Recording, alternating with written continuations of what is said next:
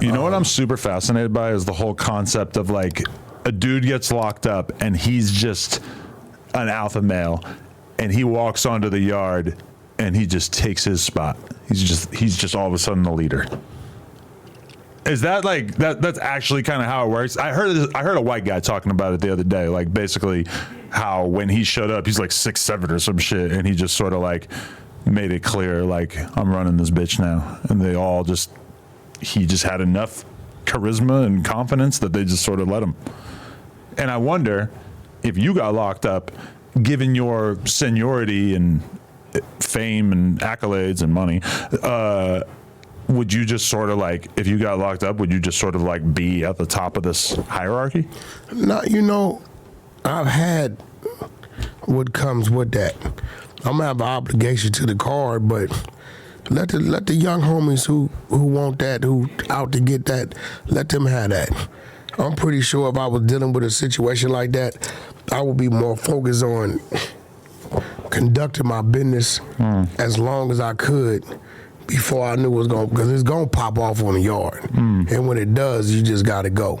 And when you go, then you shut down for 6 months, 3 months, 30 days, whatever it may be at a time. So I probably be more focused on just conducting my business other than trying to get some type of notoriety. But I feel like on the yard on some shit I've already done, it just wouldn't be like my priority. I feel like I can't imagine a world in which you're basically like, yeah, I'm going to take orders from this 28-year-old dude. I'm not taking no orders from nothing. My obligations and responsibilities to the card is what it is. I don't need an order to fulfill those. It's when it's time to go, it's time to go. You're saying your status is already so cemented that you don't need to formally be on top of the pile. People would give you the respect by default. I'm who I am. And those that at the time got the keys to the yard, let them do that, because they trying to build their name and they rank in whatever credibility they trying to establish on that level. Been there, done it. I had to go lay down. My whole focus is going to be making sure my business is being conducted right out here. I'm not going to be, yo, I want the keys to the yard, I want to run the yard. No, I want to try to run my businesses from the yard. You know what I'm saying? That's where I'm going to be whenever the politics call. Then I'm obligated to show up for that. But no, I definitely wouldn't hit a prison yard. That the young homies doing that. Young niggas in there 23, 24 with a fresh L, fresh 30, 40, 50.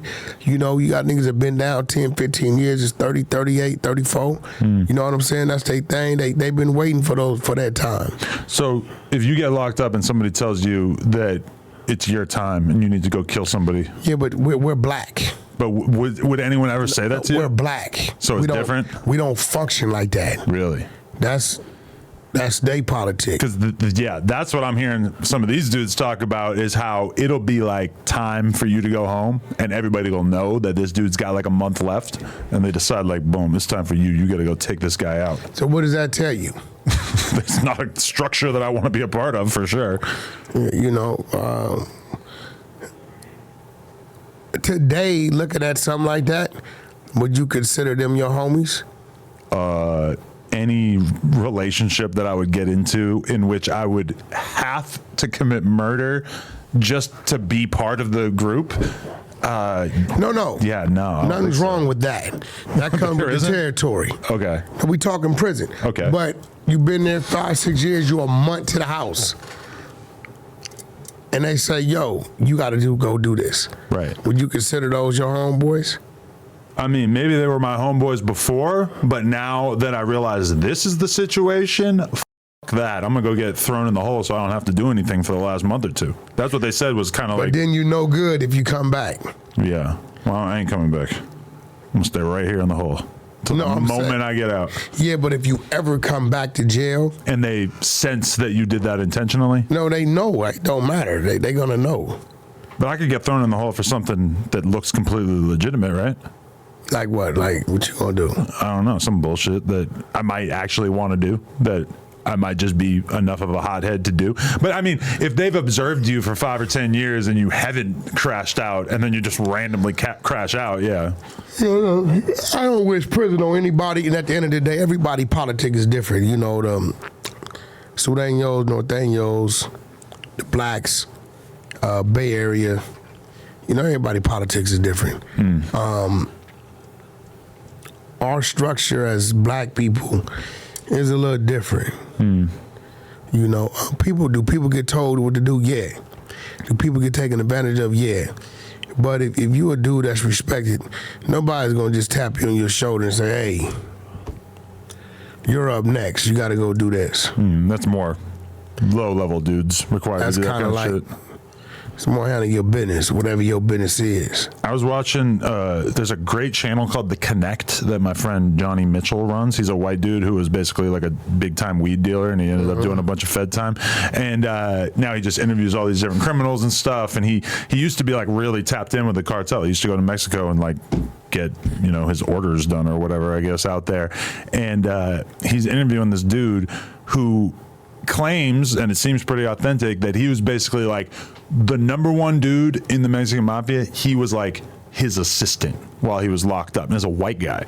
And he's basically saying that now that he's home, he still works for the Mexican mafia delivering messages to people. And he said that they would never ask him to do anything illegal, but he still takes orders from these dudes and like will just go to some random address and just have a sentence that he has to say. It sounds like a movie, but like go to a random address and just tell somebody a message that he doesn't probably even fully understand, and then he leaves.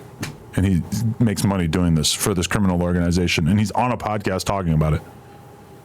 I was about to say, you about to get this dude hurt. Well, he said he got permission to talk about it. But the thing about it is that he talked about a lot of this shit. He's lying. No, he talked about this shit on the podcast, but then there's a Patreon version, right? So maybe like 1% of the people who watch the main version are going to watch the Patreon version. And on the Patreon version, he was so much more transparent and honest about all this shit. He's lying. Or he's lying. But to me, it seemed like he was telling the truth. Yeah, because a guy like you ain't gonna know he's lying. If that's going on for one, he's not gonna expose. I don't believe that my boy Johnny Mitchell would interview somebody who would lie. I feel like Johnny probably went out of his way to authenticate this guy's story. You want to see him?